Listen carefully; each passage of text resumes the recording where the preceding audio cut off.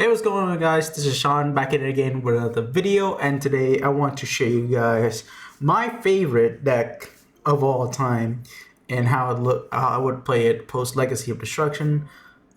This is branded Despia. I've made some tweaks and changed it ever since the last time I played this deck, and let's hop on right into it, shall we?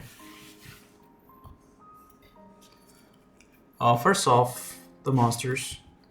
3 Aluber.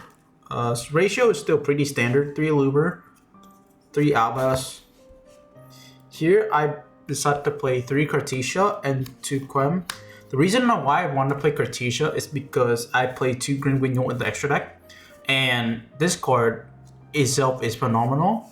Drawing this card now gives you a way to play through Imperm, and having access to this card allows your Aluber to resolve a lot of times by giving her effect to tag out, and it baits a lot of interruption by itself. So it helps you play through Imperm. That is the most important part, and it forces you to push 2 boards. And I still play 2 Quem. A lot of people play 1, but I think 2 is the correct number, especially in a larger build, because you want this card is a normal summon, but it is a very really good summon post turn 1, especially when you are trying to set up for a grind game where you keep on looping the Mirror Jade over and over again to keep on playing forever. So I think that having 2 Quem is still important, because sometimes that 1 Quem gets banished and you don't have access to the second one, which is you're gonna really miss it as well. 3 Shrouded Dragon. In most of my lists previously, I played 1 to 2, but I think 3 is really good because this with access to High Spirits is completely insane, and it helps you bridge into certain lines that you specifically would never have. So this is just necessary. And then the Upstart Goblin effect in itself sends another card from deck to grave, which technically is a +1 if you play correctly. So that card is phenomenal in itself. 2 Tri-Brigade Courier, and 1 Despian Tragedy, along with 1 copy of Gimmick Puppet.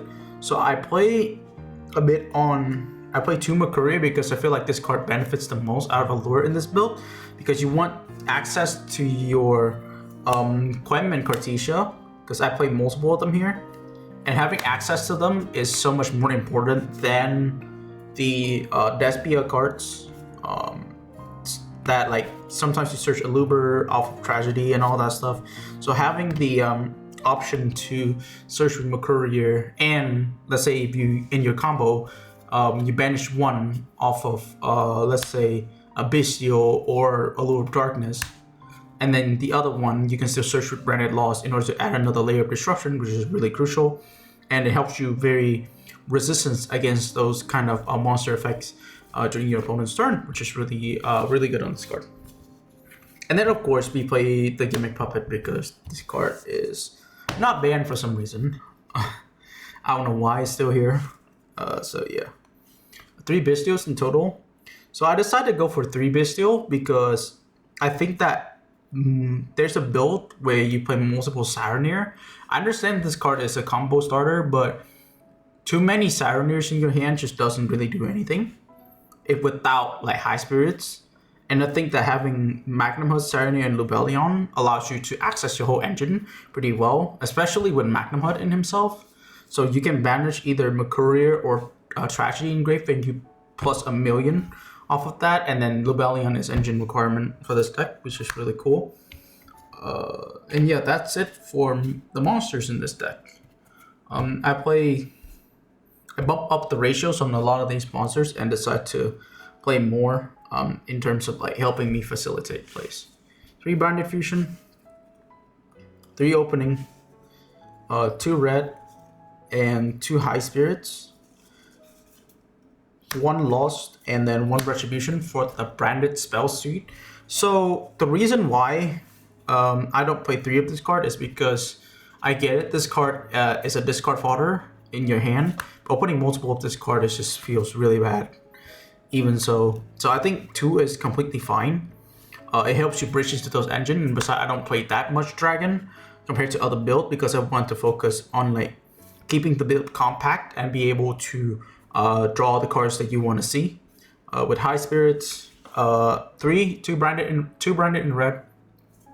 I like branded in red at 2, especially when you're trying to play through Imperm and you're trying to basically play through your opponent's disruption. You can add this card to your hand during the end phase with Albion, and then you can keep on playing with branded in red during that turn to make Sanctifier to keep playing, especially with helps of access to branded loss easily with the Lubellion in your main deck. So it's really nice to have this card as another engine, generating like more engine advantage with this deck especially. And also with 3 Shrouded Dragon, branded in red becomes more potent as well, because it's another name of Albaz Engrave when you have it engraved, which is really good. For the other stuff, we have 3 Fusion Deployment. Great going first and second in this deck to break boards, also to help push through multiple board states. 3 Allure of Darkness. I decided to play Allure in this build.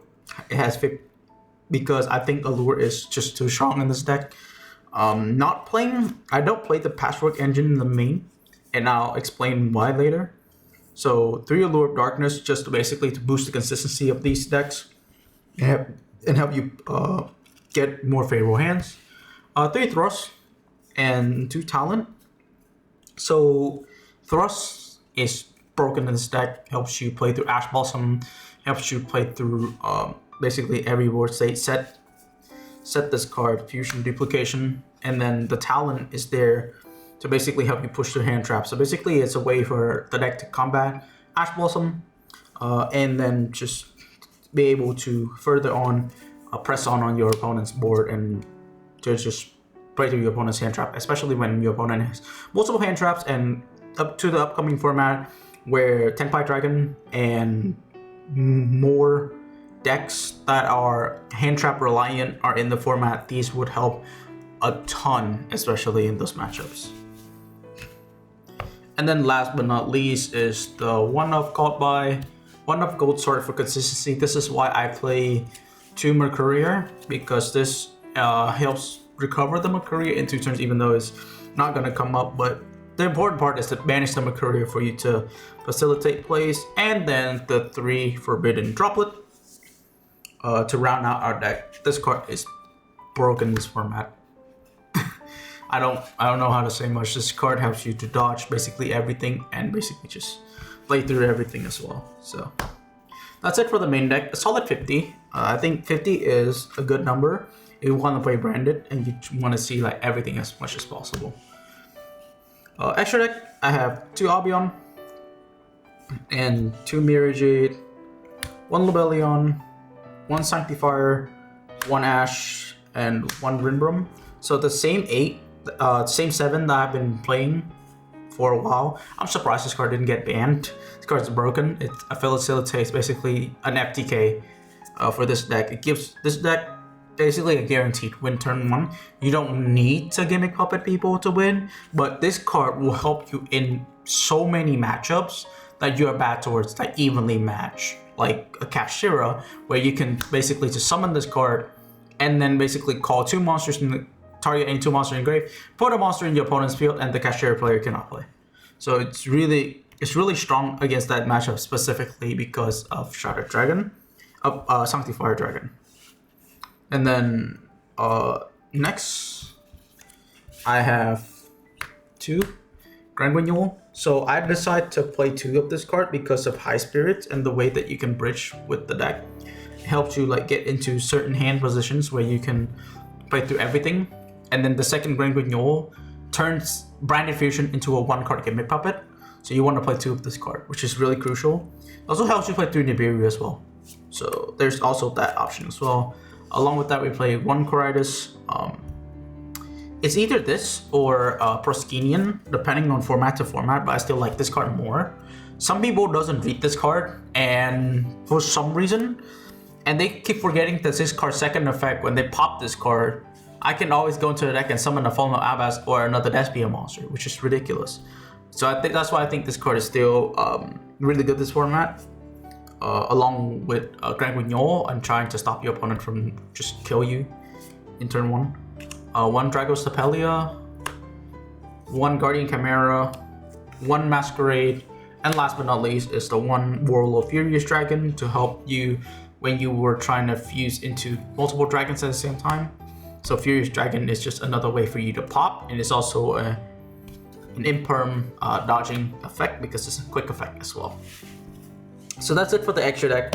Nothing too new so far, aside from the 2 Grand Guignon, but the choice that I make in the side deck will do matter. So here I have the Fight for package siding in. So the problem with the Fight for package going first is that it's not enough, and it doesn't. If you basically play undisrupted, like this package is not feel as good. But going second, this package becomes much stronger against certain decks because it helps you go into Guardian Chimera and help you push through certain boards, especially with the Poly Engrave. Your opponent cannot target your Guardian Chimera. So it does help that we have this package in the sideboard along with 3 Cartesia to facilitate that line specifically. And along with that, we have 1 Shaddoll Dragon to pop back row, and it's another target you can send off of Branded Fusion to deal with back row as well as full decay as well. Another one I have is 1 copy of Branded Banishment for going first, and then other going first tools includes DDG and D-Barrier. So these are all thirst targets that you can get into. D-Barrier is towards the mirror match and also the Tempai deck and try to stop them from OTK you. DDG is for Snake Eyes, and then Banishment is for the mirror. Mostly for the mirror per se, but this card also has certain applications against light and dark decks that help you facilitate into your Despia monsters. By summoning back, it's also like it's summoning back Mirror Jade from the graveyard. It's also really good. And it's also banish your opponent's monsters. It's just super poly it, so it's another super poly per se. Speaking of super poly, it is in the sideboard. So I figured that having another option to basically going second towards certain board states, or if you know that Super Poly is really favorable in certain matchups where it has same attribute or same type, it's just really crucial for you to win the game. Especially against, let's say, Tenpai Dragon, where they have 2 dragons on the field whenever they decide to go to battle phase. On the attack deck, you flip Super Poly, send away their Chundra and Hydra, and they cannot play the game. Like, they can't ever kill you without those 2. So having these 2 are very important to basically stop that Tenpai matchup going first against that deck. And also, like, it's good against the mirror as well as like every other deck that you can make Garura and Mud Dragon with, which is really cool. And then last but not least, the last slot in the side deck is Harpy Feather Duster as another thrust target for back row removal. So that is it for my branded Despia deck profile post Legacy of Destruction. I think the deck is very strong and it's going to be a contender for the next upcoming 3 to 4 months into this upcoming format as well. Hopefully you guys enjoyed this video. This is personally my most favorite deck of all time. I make the most videos on this channel about this deck. I hope to see you guys next time. If you have any questions, comments, leave it down in the comment section below. I'll see you guys next time. Peace out.